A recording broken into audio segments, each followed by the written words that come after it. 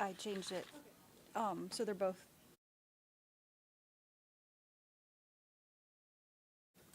Topping our headlines now on Atlanta News First Plus, there is an Amazon strike going on right now, and here's a look as workers were picketing in Alpharetta. This morning is when they started around 9 o'clock, and of course this comes during the busy holiday shopping season and shipping season. But these Amazon workers say that the companies ignore their request to talk about a new contract. This picket line began outside the Amazon facility on Shiloh Road in Alpharetta, like I say, 9 o'clock this morning or so.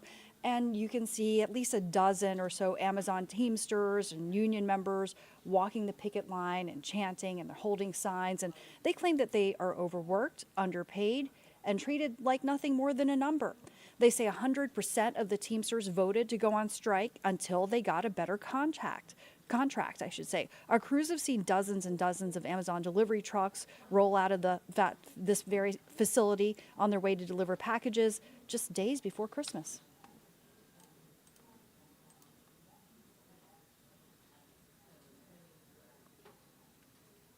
Better time to fight for your rights than now.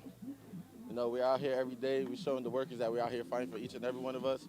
We're fighting for, like I said, better pay, better benefits, paid time off, paid vacations, better equipment, winter coats, all of that stuff.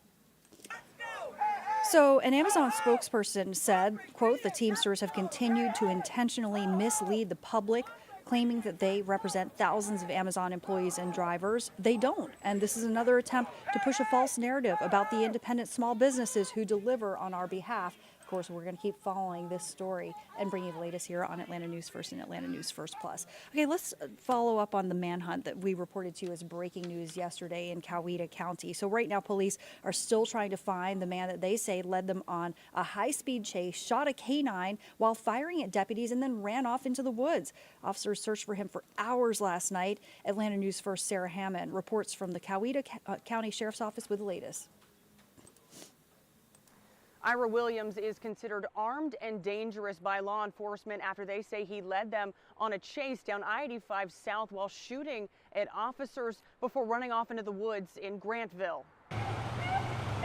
This all started as a traffic stop over a traffic violation just before 2 o'clock Wednesday afternoon.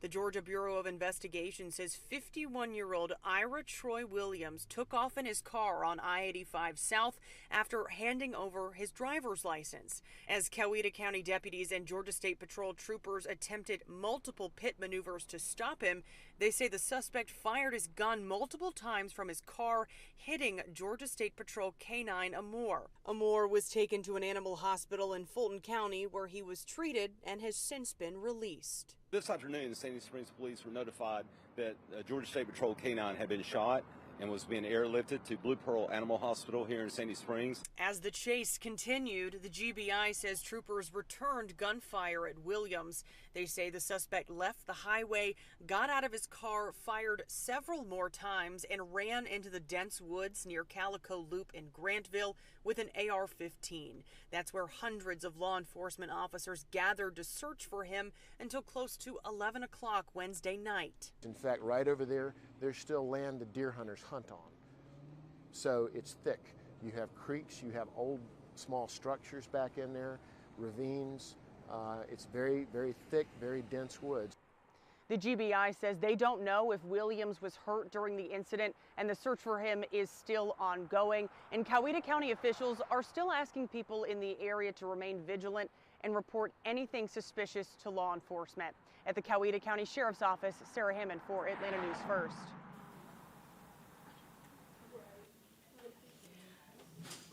And another major story that we're following, the family of a teenage volleyball player who collapsed and died during practice is now planning to sue. The family is being represented by, of course, renowned civil rights attorney Benjamin Crump. They claim the delayed emergency response led to the death of Amanda Sylvester. The 15-year-old collapsed at the Tracy Wyatt Rec Center in College Park earlier this month, and the ambulance, well, it never showed up. Fire and EMS responded. They said that they did everything they could on scene, but they did not have authorization to transport the victim to the hospital. Coming up at 2:30, we are expecting a live press conference from attorney Benjamin Crump, and we're going to stream that right here on Atlanta News First Plus, and of course, we'll bring you the update on Atlanta News First and Peachtree TV as well. Okay, let's talk about what's happening at a Metro Atlanta hospital that is accused in a lawsuit of putting vulnerable patients at risk. So this comes as dozens of patients are reported missing each year. Atlanta News First investigator Sierra Cummings has a warning that this story includes gunshots. What you're about to see are the final minutes of Daryl Lynn Fussel's life. Riverdale police respond to a call for a suspicious person. Daryl kneeling on the ground. You got that tool, and he started hitting himself on his head. The 23-year-old never speaks. Hey, boss man, Riverdale PD, what's going on? Daryl gets up, grabs scissors from the nearby toolbox. Hey, stay away from that. Despite commands, Stay away from that! Hey! 2744. Riverdale police found the shooting justified with no policy violations. The Clayton County DA agreed. Stay away from that! There was no criminal wrongdoing. If Daryl Lynn had never eloped from the hospital, he never would have encountered that police officer. Exactly. Just hours earlier, Daryl was on an involuntary hold at Southern Regional Medical Center. Diagnosed with schizophrenia, he was a 1013 patient, a status which allows detainment of an individual in crisis who is posing a danger to themselves or others. Yet, police records describe Daryl managed to run past the nurse watching him and escape the hospital. When you do everything right, and the system still fails you. And nobody wants to be accountable. Hey, boss man, Riverdale PD, what's going on? Daryl's April 2023 death was not the first time a vulnerable patient escaped Southern Regional Medical. Mental health crisis shouldn't be a death sentence. In the last 3 years, 44 patients ran away. At least 28 were psychiatric patients on involuntary holds. Federal records provide some insight illustrating a history of federal policy violations. Like an investigation last year said, a patient found unresponsive in the psych area ultimately died. There was only one working registered nurse at the time. As a result, inspectors deemed Southern Regional in immediate jeopardy, a determination given when a facility's non-compliance has or could cause serious harm or death. It makes a hospital potentially ineligible to receive federal funds. Before this federal investigation, a state inspection days earlier substantiated some concerns. A complaint to the Georgia Department of Community Health alleged a patient died in the behavioral unit. No clinical staff members present for 7 hours prior to his death due to short staffing. There was fraudulent false documentation that every 15 minutes observations were being conducted. Fussell family attorney Jane Lamberti, reacting to our findings. To me, what it suggests is that there is an awareness about the problem and it's not being taken care of. Southern Regional would not interview with Atlanta News First Investigates about its security measures or patients reported missing, saying since this is an active legal matter, we have no information to provide at this time. How you feeling?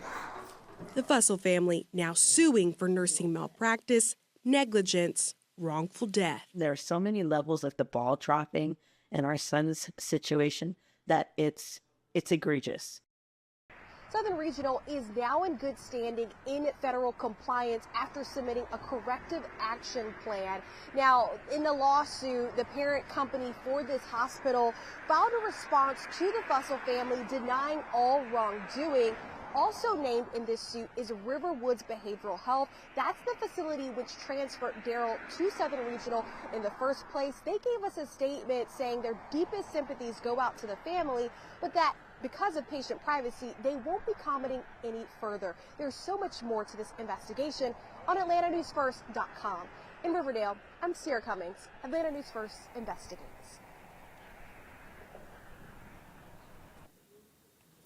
You know, right now, a local organization is stepping up to help parents in need give presents to their little ones this holiday season. They tell Atlanta News First reporter Sawyer Bussey they still need donations to make sure that everyone gets something special this Christmas season. The holiday season is a time of joy for so many, but for others, it's a time of anxiety. For whatever reason, life happened, and some Georgia parents are wondering how they're going to give Christmas presents to their kids this year. It helps. We have families that are homeless. They've just lost their jobs. And a lot of the families have told me it just helps put a smile on their children's faces. The groups at Agape Youth and Family Center are responding. Agape is dedicated to serving underserved children and families, helping them to discover, embrace, and achieve their full potential.